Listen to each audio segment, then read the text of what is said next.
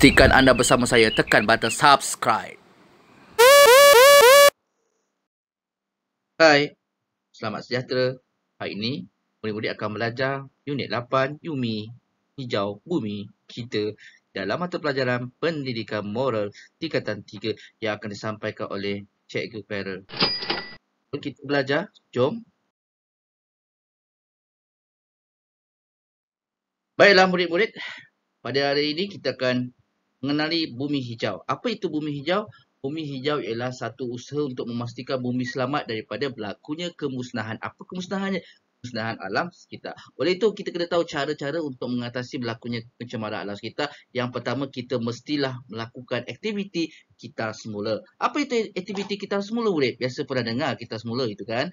Okey, kitar semula ialah kitar semula barang yang telah digunakan untuk jadikan barangan lain yang boleh digunakan semula.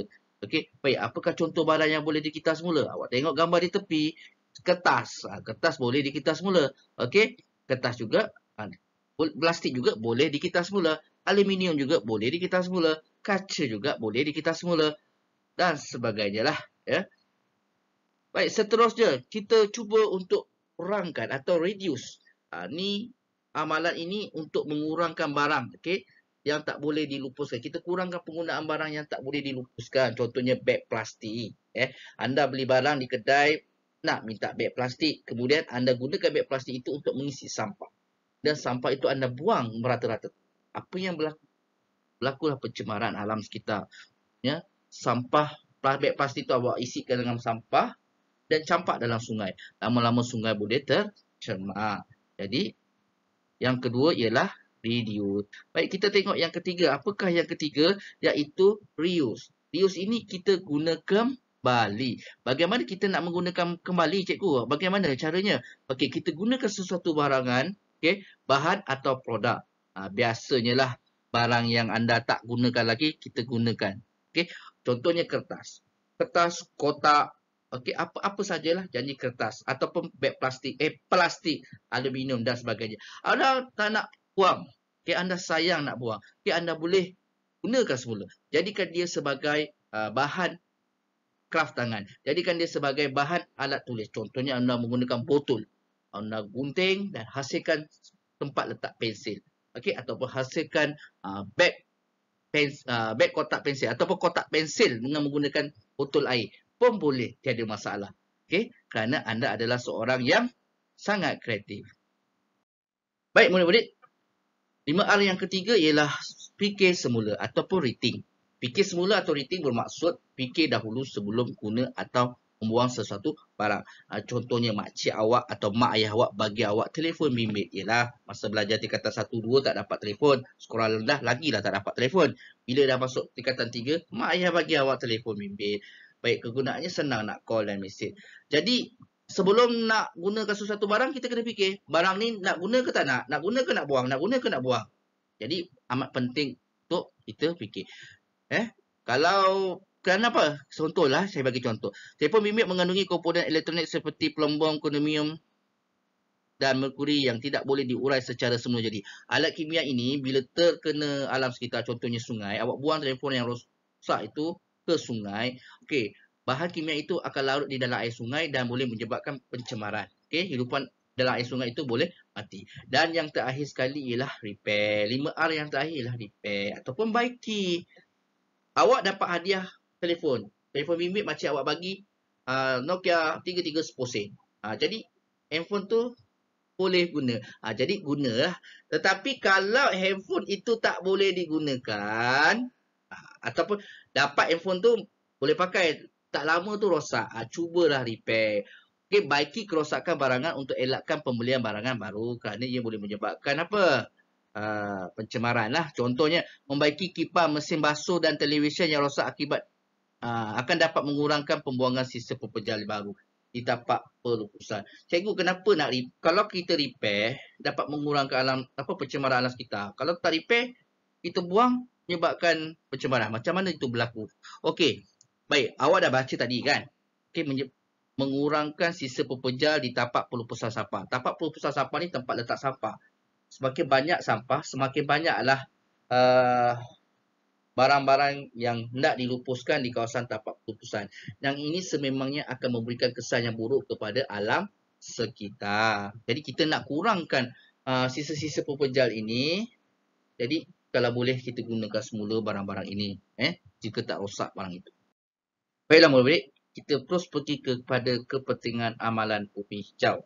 Okey, yang pertama yang pertama ialah apa kepentingan amalan bumi hijau ni? 5R ni, dia dapat menjimatkan kos, sumber dan tenaga. Okey, seperti yang kita tahu, sebelum wujudnya 3R, kita lebih kepada pengurusan sisa pepejal. Tetapi disebabkan kos pengurusan sisa pepejal itu amat tinggi, maka kita mengamalkan amalan 5R. Amalan 5R ini seperti kita semula dapat mengurangkan penambangan pokok, dapat menjimatkan kos pengurusan sisa pepejal dan juga tenaga. Yang kedua ialah mengurangkan pencemaran alam sekitar. Ya, memang betul. Penghasilan barang-barang elektronik dan barang-barang baru dapat mengurangkan, mengelakkan pencemaran udara. Ini kerana industri perkilangan yang menghasilkan barang-barang untuk keperluan manusia membahayakan kesihatan dan juga menyebabkan berlakunya pencemaran akibat kandungan gas karbon dioksida dan juga pelepasan gas metana. Ini memberikan bahawa alam sekitar mudah tercemar melalui aktiviti perindustrian. Baiklah murid-murid, kepentingan amalan bumi hijau yang ketiga iaitu dapat meningkatkan jangka hayat tapak pelupusan. Tapak pelupusan kita dapat kurangkan pengumpulan sisa pepejal jika kita mengamalkan amalan 5R. Sebab itu amat penting kita mengamalkan bumi hijau dengan melaksanakan amalan 5R.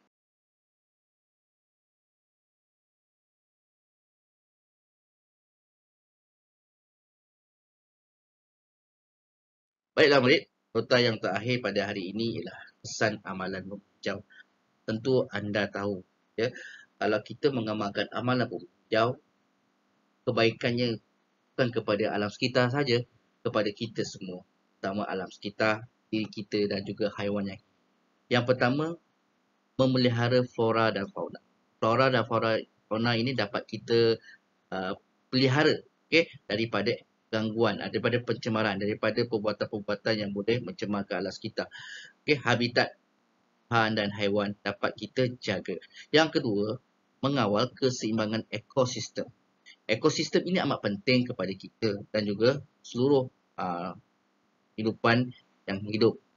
Kerana kalau alam sekitar tercemar, maka kita tidak dapat kawal keseimbangan ekosistem ini.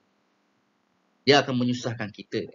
Yang ketiga, meningkatkan imej negara. Bagaimana kita nak meningkatkan imej negara?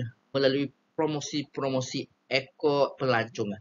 Eko-pelancongan ini melibatkan pelancongan seperti kawasan tanah tinggi, kawasan air terjun, pantai dan sebagainya. Ia melibatkan alam sekitar. Jadi, kawasan-kawasan yang cantik, yang bersih, bolehlah kita promosikan supaya pelancong asing datang melancong. Jadi, secara tak langsung meningkatkan imej negara dan juga ekonomi negara lah. Yang keempat, membersihkan dan menceriakan persekitaran. Okey, amalan kita semula, amalan reuse, amalan repair, amalan recycle. 5 amalan itulah recycle, reuse, reduce, rethink, repair. Sebenarnya mendidik kita untuk membersihkan alam sekitar. Sebenarnya mendidik kita untuk menceriakan persekitaran kawasan di mana kita berpijak sekarang. Contoh di rumah, awak amalkan aktiviti reuse. Awak hasilkan sesuatu barang inovasi. Awak contohnya tak letak alat tulis. Contohnya menggantikan pasu bunga dengan botol plastik yang besar. Contohnya anda menghasilkan sesuatu bahan kreatif dengan menggunakan kertas. Anda menghasilkan berbagai bahan untuk menjadi daya penarik kepada orang ramai supaya datang lihat suasana keindahan melalui aktiviti.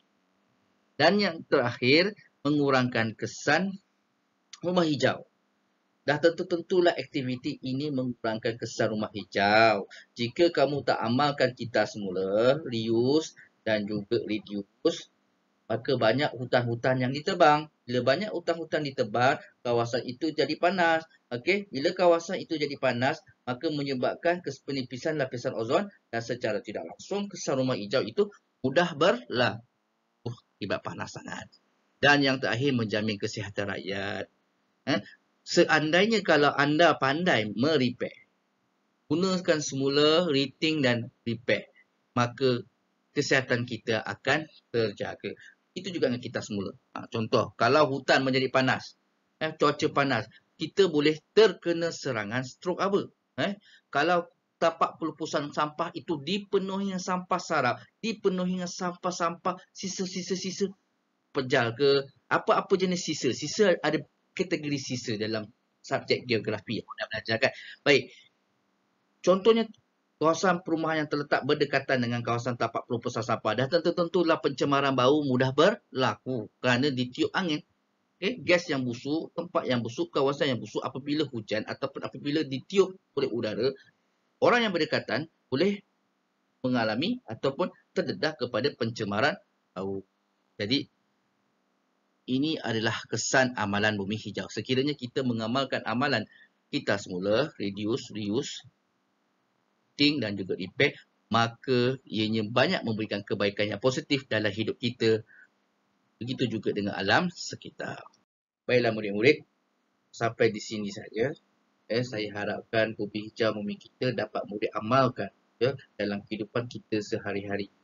Pastikan murid mengamalkan inovasi, mengamalkan kita semula dan juga gunakan semula bahan terpakai untuk menghasilkan sesuatu barang baru yang bertujuan untuk kurangkan barak sisi-sisi pepejal terdapat di kawasan tapak pelupusan, kurangkan aktiviti-aktiviti pembalakan, aktiviti-aktiviti yang boleh mencemarkan alam sekitar.